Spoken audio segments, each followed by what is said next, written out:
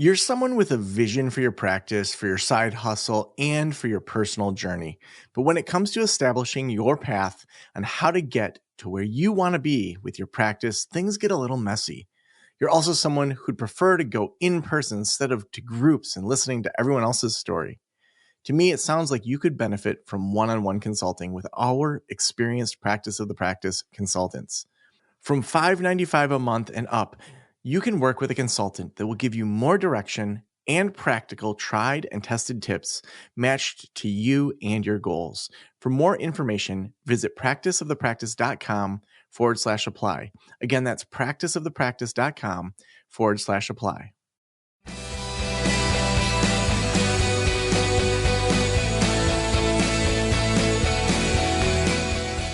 This is the Practice of the Practice podcast with Joe Sanok, session number 1317.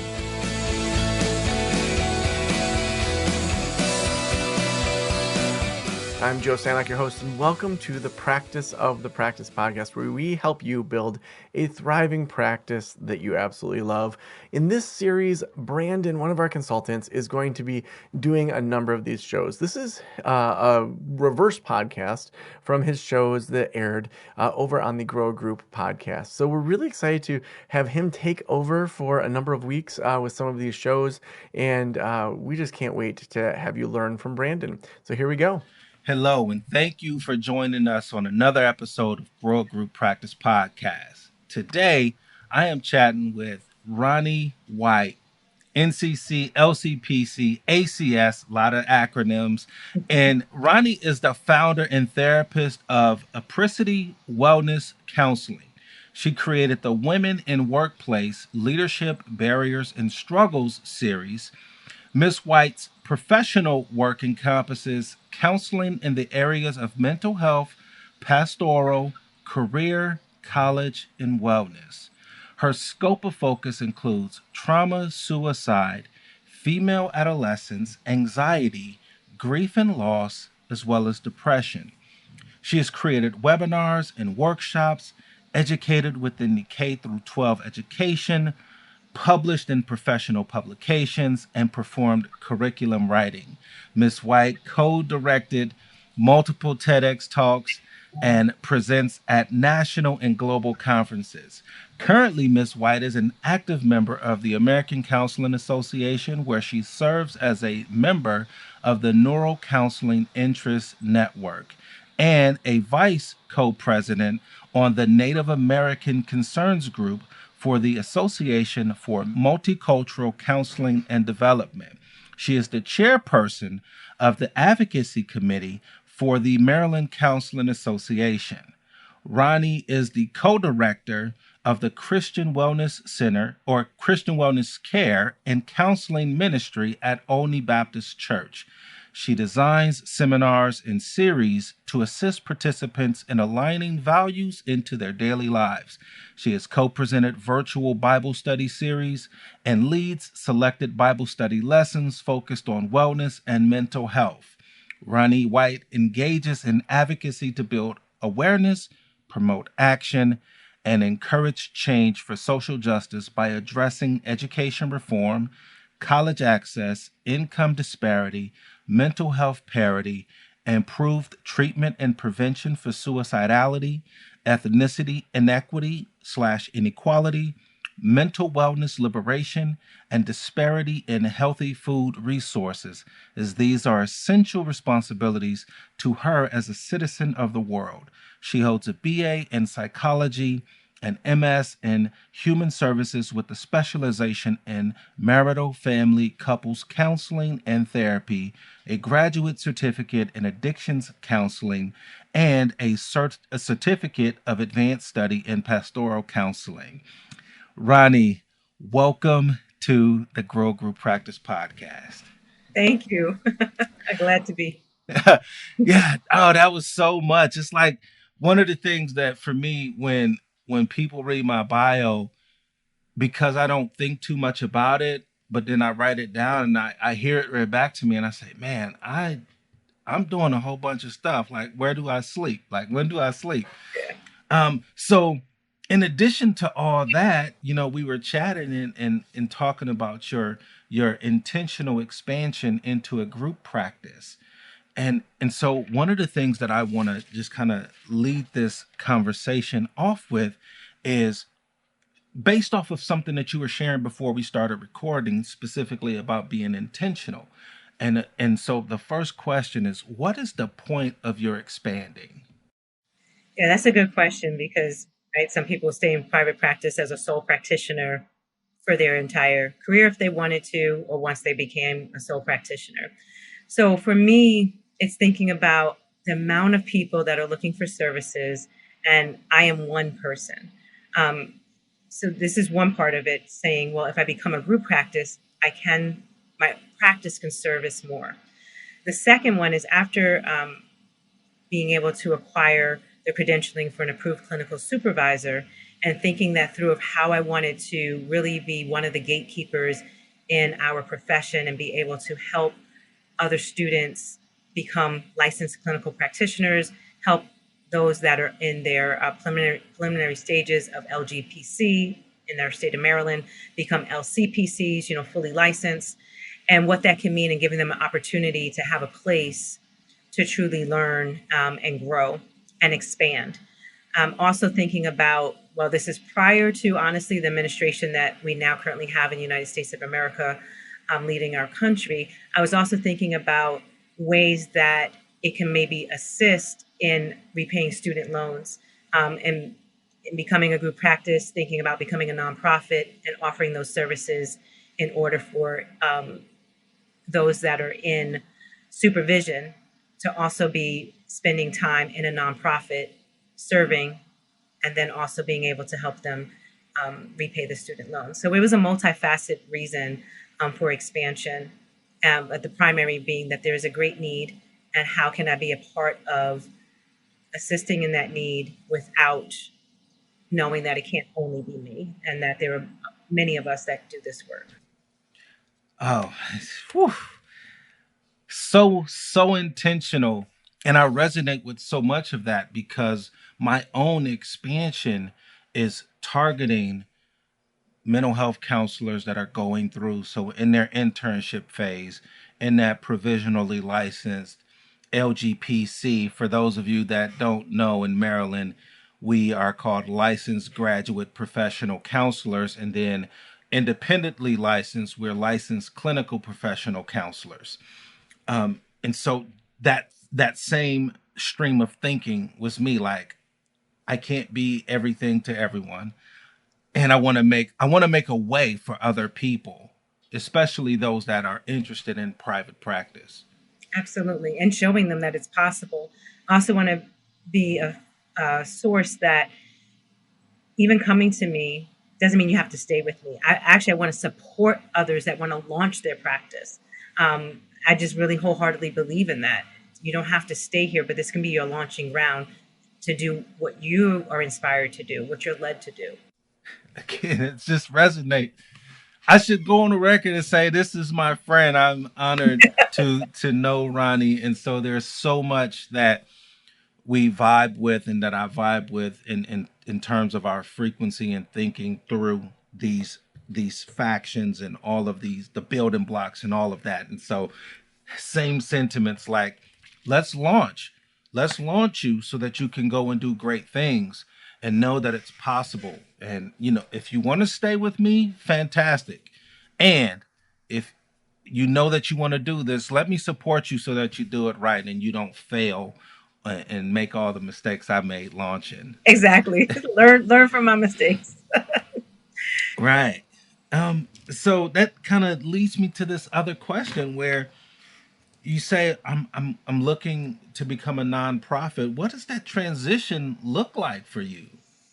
It's also, a multi-step thinking about, I mean, obviously it's a tax structure for those. And as you're starting, whether it's your solo practice or whether you're starting a group practice, knowing what tax structure you want to be in, which informs so many different things about, how you're paying, who you're paying, when you're paying, the different types of expenses that are going to come with it.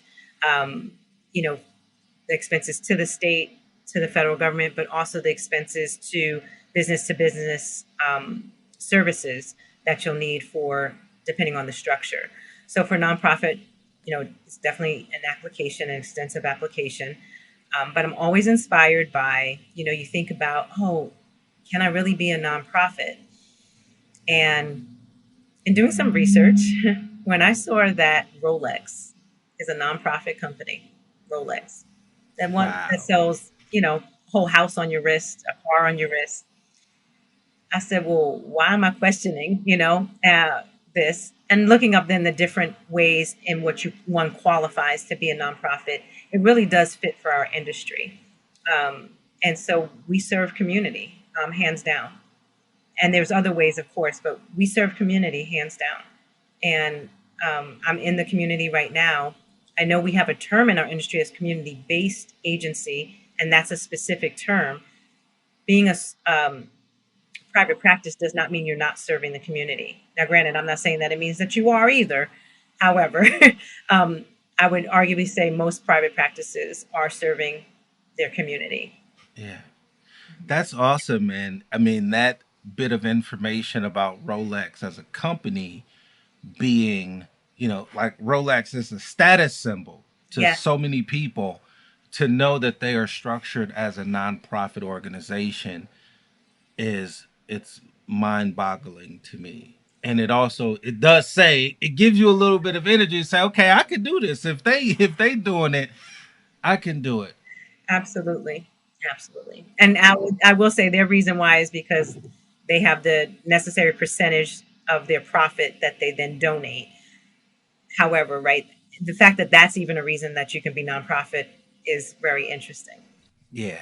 So many things and ideas that kind of come from that. I gotta tell you, I was having the same conversation with my wife actually Sunday about structuring and doing some things in a nonprofit. And I don't know, I don't so maybe you can talk me through how you were thinking through this. I was thinking like have a different entity and then because like have it set up to offer a host of things, kind of some wraparound services, and then making the mental health part be a part of that. Hmm. And so, so my practice doesn't necessarily go nonprofit, but it's contracted by this nonprofit. That's how I was thinking about it. Oh, I understand that. So my first thoughts were some of the engagement that I really want to do, the services I want to provide for female adolescents, and that definitely fits into a nonprofit. It makes sense. And then I was saying, well, wait a minute, these services also can the mental health, behavioral health services. And I was thinking the ones that I want as practice to practice solutions would be the entity that's not nonprofit. Okay. Right. Okay. So the consulting that I do, or and the trainings that I can offer and that I offer, that may not be the nonprofit side. So I hear you. It's along those same lines, and it's more so going down to what is each mission, what is the vision, what is it really servicing, and then does it align? Yeah. Hmm. Yeah. And it's similar to my thinking through, and maybe we can get into this because I rejoined some insurance panels. So Smart move. after Smart move. after leaving, but it Yeah. was because of thinking through like where I'm at Hmm. geographically, Of and so many people want to use their insurance. course. I want to use my insurance. Right. Right. So That's down to who we're serving. Like you got to think about who are you serving. yeah, and so Hmm. that made me think about it differently, and it also gave me the opportunity to say, okay, so it'll be a little bit easier to scale because of the having the insurance.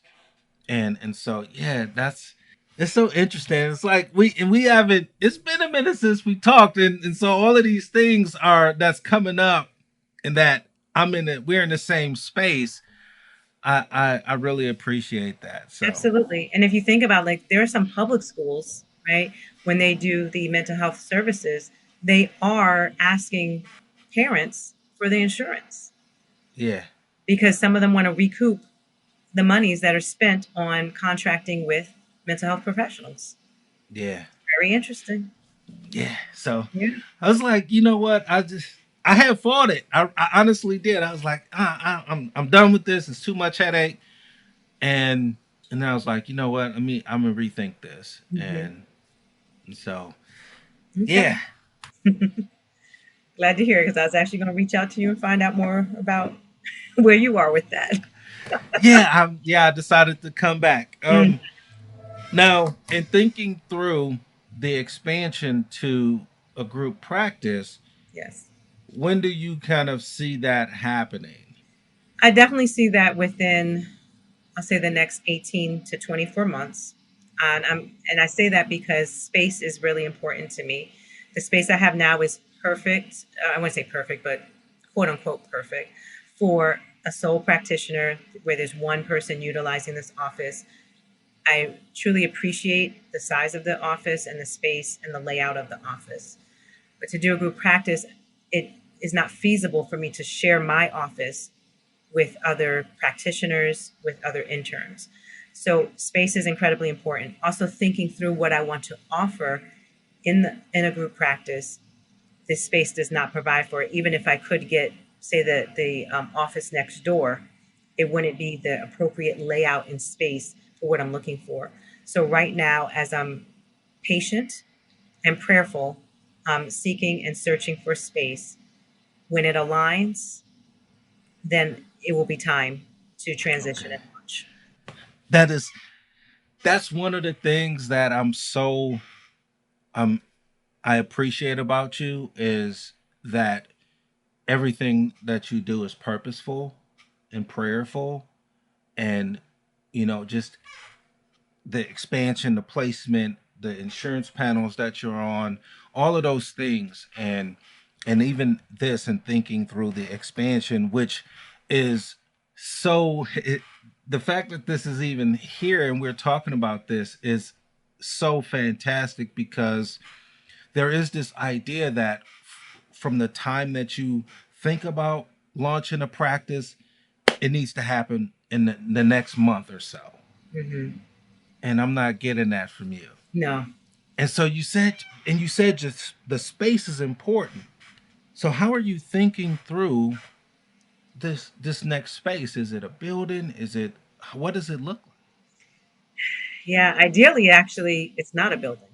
Ideally, I have toured some building spaces, and it's not quite what I'm looking for.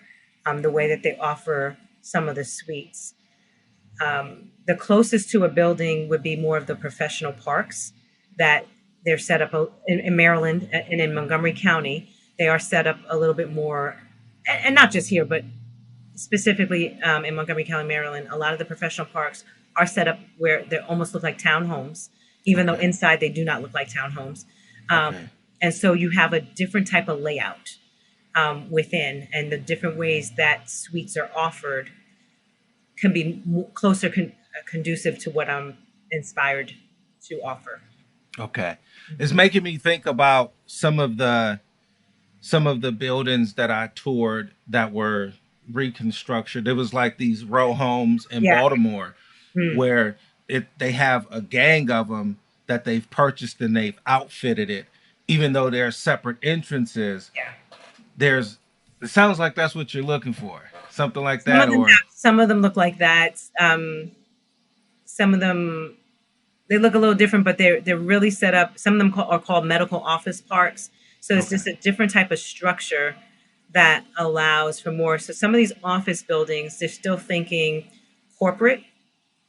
Even though yes, there can be flexible space, but some of the costs are astronomical, which really are above what a mental health provider in this area it really could afford. Unless you're servicing a certain upper echelon and charging maybe $500 for an individual session, which I am not.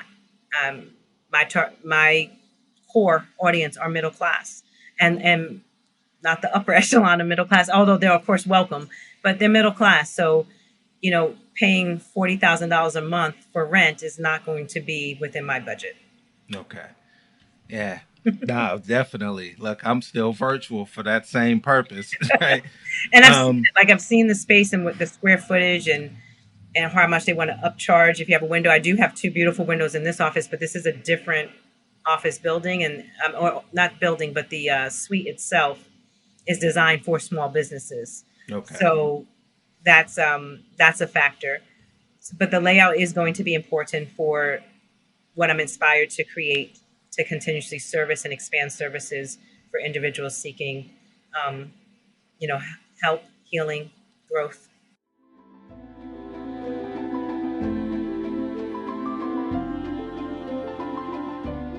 I want to thank Headway for sponsoring this episode. As a group practice leader, you know that insurance and admin work can take up hours every week. Time you could be spending with clients or growing your team. Benefits reset season is the perfect opportunity to make improvements to those processes. That's why I personally recommend Headway for group practices. Headway lightens your load with fast and free insurance credentialing and admin support, plus offers competitive per session rates and bi-weekly payments your team can count on. They're the only platform designed specifically for in-network group practices, and they work with therapy, psychiatric, and hybrid groups of all sizes. Thousands of group practice leaders use Headway to simplify insurance admin and reach more people through in-network care. The best part, there's no subscription fees. Now's a great time to join. With Headway, you'll be helping more people get the care they deserve while supporting your team with more clients and a lighter admin load. Make next year the best year yet for your group practice. Head on over to join.headway.co/Joe. That's join.headway.co/Joe to book a tour. This is awesome. There's so many things that I want to ask, but the thing that comes back is you say it's not a building. It's not a building. Expand on that a little bit more, because I imagine that the listeners are like, what does she mean, not a building? Not building. When I'm saying building, I'm not seeing an office building, a traditional office building. And of course, there still will be a structure, and but I am looking for space that is indoor and outdoor. That's the first thing that I thought about when you said not a building. I was like, she wants to go outdoors, like kind of nature type of thing. Yeah, it's Oh, part okay. of So, wellness. It's just part of wellness, right? And if you, I really do appreciate, SAMHSA put out the 8 domains of wellness, and one of those 8 domains is environmental wellness. Another of the domains is spiritual wellness, and I really do believe in that and treating the entire being. And there's so many ways, and sitting with individuals in different types of pain and understanding, like, my office is presented in a serene, tranquil way, and people appreciate it. And sometimes movement is necessary. So also space that just allows to really treat the being that's coming in and what they need at that time within the scope of my practice. okay. So in hearing that, it also sounds like you're not talking about your standard room size. Like there's room to really get up and move around, go outside if necessary, and yeah, that sounds like that's not a building.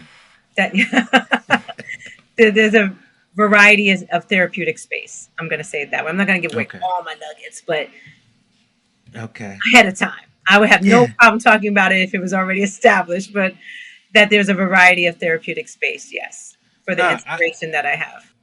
and I could definitely appreciate the withholding some of the things, because if you put the cart before the horse, then it sometimes it can be, oh, I need to go ahead and do it, and so you begin to put pressure on yourself when there's a whole host of other things going on. Um, so apart from your practice and all of these other volunteer things that you do, what else is Ronnie up to? So I am completing a doctoral program. It's a doctorate of ministry in trauma, moral injury, and Christian life. So projected graduation is May 2027. So I'm very honored to be in this program, be in the cohort. Um, it's an incredible program, and looking to bring what I am learning and growing into the practice as well. I'm also contributing to an edited book for counselors, and it's going to be published by the American Counseling Association. It's set to be published December 2025 on decolonizing and decoloniality in counseling. So, as if being a practice owner and doing all these other things that you're doing is not enough. You are contributing to a book and you are pursuing higher education. For me, that it's so important to highlight that because it shows the multifacetedness of practitioners and practice owners. And so Yeah. I'm not gonna ask any questions about the content. Okay. Y'all will have to wait until the book comes out in December of 2025 to understand I'm what. also working on a project with my daughter. Okay, so you just don't stop, huh? You just keep. I love it though. I Yeah. love it. We're working on a journal together. Yeah, I mean, I'm over here saying you don't stop, and I got all kinds of Stop things moving. going on. So yeah, it's just fun though. I appreciate it because it like the spurring on, right? It's like, yeah. So in for me, the confirmation of thinking through how can I faithfully serve my generation, right? And part of that means that I might have to change the structure of the way that I'm offering what I'm offering so that giving back is a little bit easier, so that it's it creates some structure and a different type of structure. So, but definitely, I want to talk offline with you about that because that is so. It was just a brain seed. It was a what they call it. It was a brain child for me. Like I was just thinking about it, and but it's also something that my wife had been wanting to do as well. And so I was like, you know what, we should just go ahead and do it. So, Absolutely. um, Inspiration is beautiful. yeah. It's energizing. It is. It is. It's so energizing. And and so you got all of these things going on, and then you're deciding I want to expand. And before I even get into this, for those who don't know, talk to the name of your practice. Apricity Wellness Counseling. So, apricity is a term that was coined in 1625. Um, it's not widely used, although I'm starting to see it pop up a little bit more here and there. Um, and I was really looking for something that captures what's happening in the moment where someone is seeking therapy and what therapy can offer. And so, first, I would want to say for those listening, if you could close your eyes and just envision yourself standing outside, maybe even barefoot on a very cold, on the most frigid winter day you have been in or that you can imagine being in, and you don't have on a jacket, and you're trying to get somewhere and you just feel like you just cannot take another step. Now imagine that in that very moment that you feel like you cannot take another step, you feel the warmth of the sun just melt all over you. And now you can take another step. And apricity means the warmth of the sun on a cold winter day.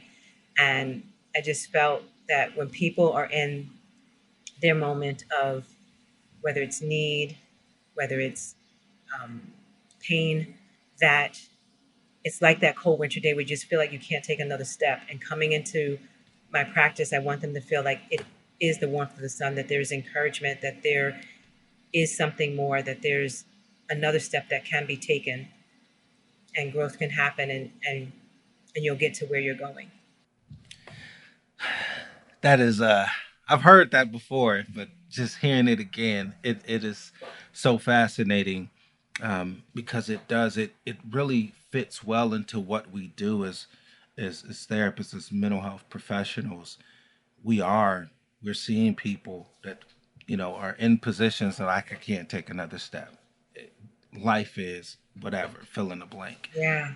and to show up like that, that's pretty awesome. And to encourage people.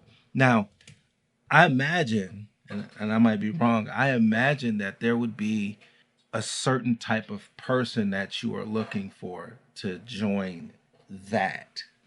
So yeah, this is right. And this is one thing I think anyone starting a group practice needs to be thoughtful of and mindful of is why are you starting the group practice, and what is your purpose? If your purpose is to monetize your practice and to seek more profit, then there's definitely models that exist for that. If your purpose is to hire multiple clinicians that are doing the work and you want to give them a space, a house, somewhere that they are have a room to practice, that's another avenue to take, and you're bringing on clinicians. And then there are others that maybe you want to, again, you want them to be a part of what you're doing. You want them to align. You want to know that each client that's coming in, there are just standards. There are elements of what you're offering that every client's going to get, regardless the practitioner, even with all the individuality that's involved in that. And that's where I am. I want Apricity Wellness Counseling to mean something as Apricity Wellness Counseling. And so whether I'm providing the service, whether an intern's providing a service, whether a LGPC is providing the service, whether LCPC is providing the service, that each client understands why they're choosing Apricity Wellness Counseling. So therefore, I do not see at first, to be honest, that I would be hiring an LCPC starting off in the practice, because there is more that needs to happen to build to that direction of a group practice. I do foresee the very beginning will be interns and LGPCs. Twofold. One, I could provide the supervision as an approved clinical supervisor. And then two, they're growing into and providing what Apricity Wellness Counseling offers.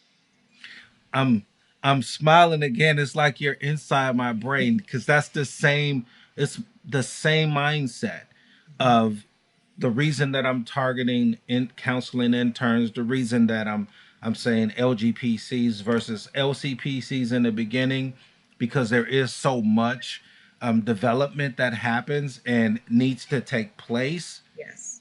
That goes into the stewardship of the brand, right? What is the brand? Yes, the brand. Yep, for a business term, I was going to say that it's going to be a brand, and making sure that it's there. Just like if you were to develop a charter school, and if you wanted to then expand to multiple, every teacher that comes through, you want to make sure that they understand the model, they understand the culture, they understand, what it is that why this school is this school and what it provides to every single student.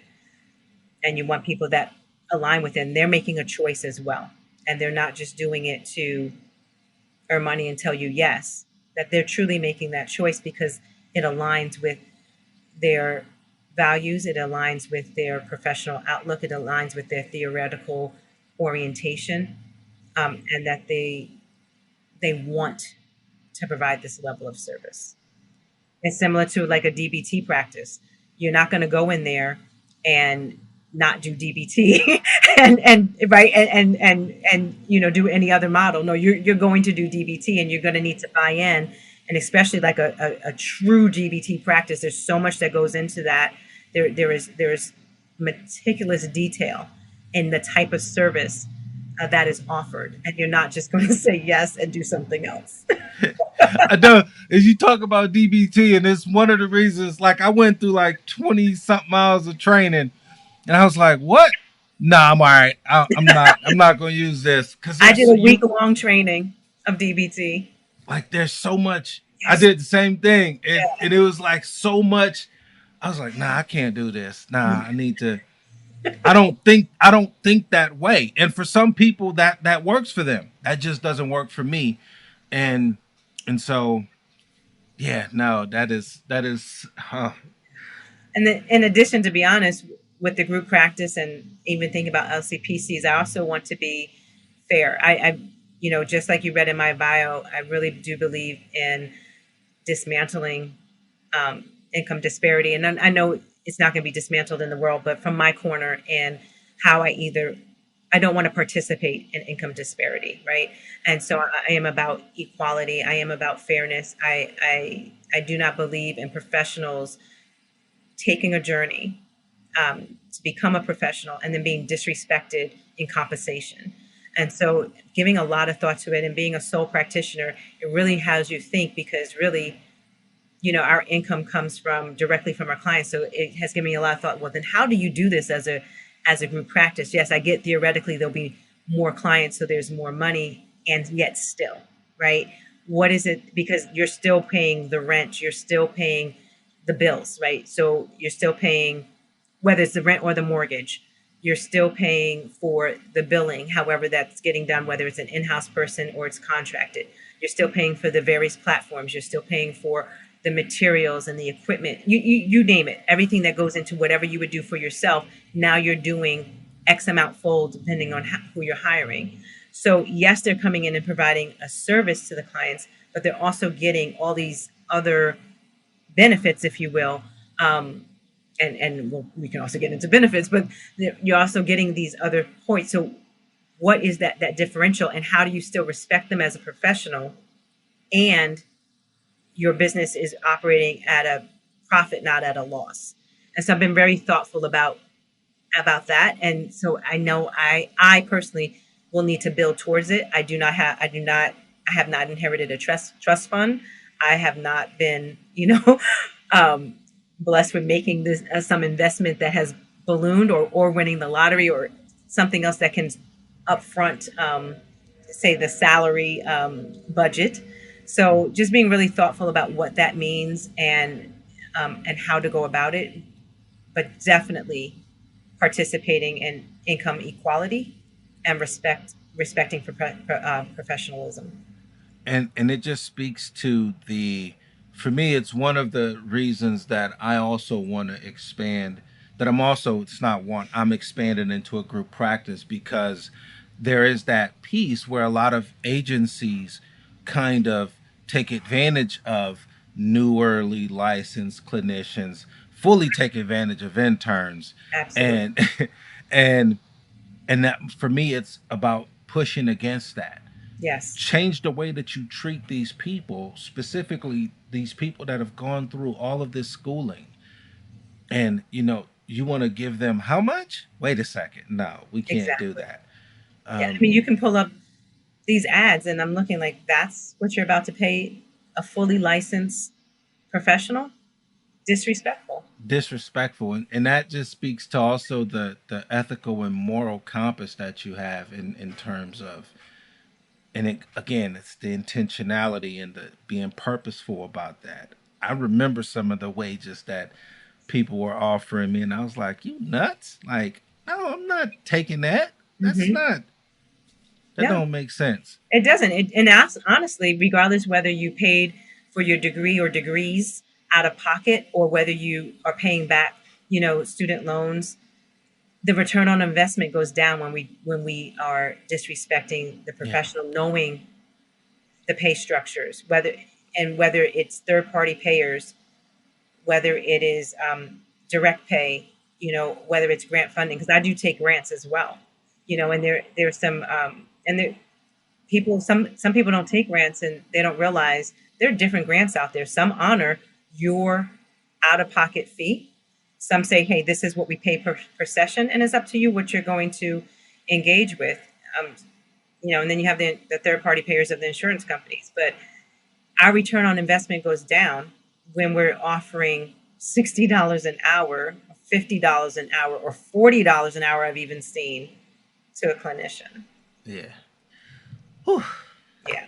There's so much in there. Like, well, we could talk for hours and hours and hours, because there's so much overlap in our thinking about respecting a professional, and giving a platform to a lot of these people, and so that they can do great work. Another thing for me that agencies do a lot is, you gonna take whoever comes through the door and that we put on your caseload, and that's the easiest way to burn a person out. So having a space where you're doing the work that you trained to do, you love it, and you love who you work with, that threefold cord, I believe, will make excellent clinicians and put them out into this space to do, again, excellent work.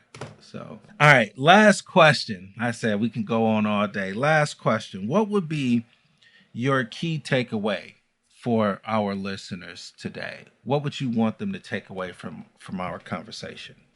Be intentional about what you're doing, why you're doing it. Know your why. Align all your what's and how's to your why. Be true to yourself about that why. Because it will really drive your decisions from where, who, right? Who you're involving in your practice, where you are growing that practice, how you're growing it, the structures that you're going to utilize, and what that all means. And seek mentorship. And mentorship does not mean that person is telling you what to do. It's not repeating what they themselves did, or they're saying that this is the only way to do it, because there are many ways to do this. And that's why you have to truly know your why first, where your inspiration is coming from, so that when you're seeking mentors, plural, you are listening and discerning. You're discerning what is really going to work for you. Because remember, in our field and in many fields, there are always trailblazers, which means that it's always proof there's other ways to do things. So do not limit yourself because of someone else's limitality. Whew. All right. You saying that make me want to ask so many more questions, but if people want to find out more about you, reach out, find out some of the things that you have going on, where should we send them? That's a great question, because right now I really haven't been on social media. I've liberated myself, and not that I wasn't even consumed by it, but I could just see the trajectory. But I would say the safest place to reach me would probably be on LinkedIn. That is Okay. something I do check periodically. I am not one that's there every day. I do not make a lot of posts, but I do go in and check. I do make comments, and I do make posts when I choose. I definitely have liberated myself. I do believe in branding and marketing and self-marketing, but I don't believe in over-marketing. It hasn't been necessary, because I'm doing the work, and it's really hard to stop and be consumed by marketing. And I'm not saying marketing is not important. I don't want you to mistake that. However, I'm just not consumed by it. But I would say LinkedIn would be the best way to find me. And on there, I'm Roni K as the initial White. Okay. Awesome. And we'll Also, Prissy Wellness Counseling's on there. I'm going to do more with that page in the upcoming months. But right now, it probably only has 2 posts. okay. It's okay. It I don't is. think I It don't think really is my okay. I don't think my I don't think my professional page has any posts so Okay. on LinkedIn. So you're in good And I do company. like LinkedIn as a platform. I think it serves professionals well. I just cannot post every day Yeah. or every And week. and we'll be sure to put all of that in the show notes and some quick links for you all to connect with Ronnie. And thank you so much for sharing a little bit of your time and a little bit of your journey with the listeners. Thank you for having me. I appreciate being here.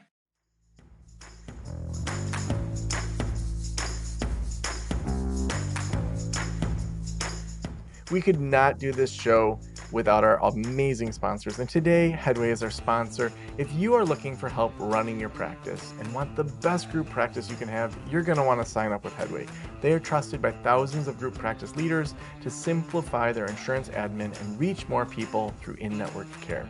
If you're curious about how Headway can help work for you, head on over to join.headway.co/Joe. That's join.headway.co/Joe to learn more. Thank you for letting me into your ears and into your brain. Have a great day. I'll talk to you soon. Special thanks to the band Silence is Sexy for that intro music, and this podcast is designed to provide accurate and authoritative information in regard to the subject matter covered. It is given with the understanding that neither the host, the producers, the publishers, or guests are rendering legal, accounting, clinical, or other professional information. If you want a professional, you should find one.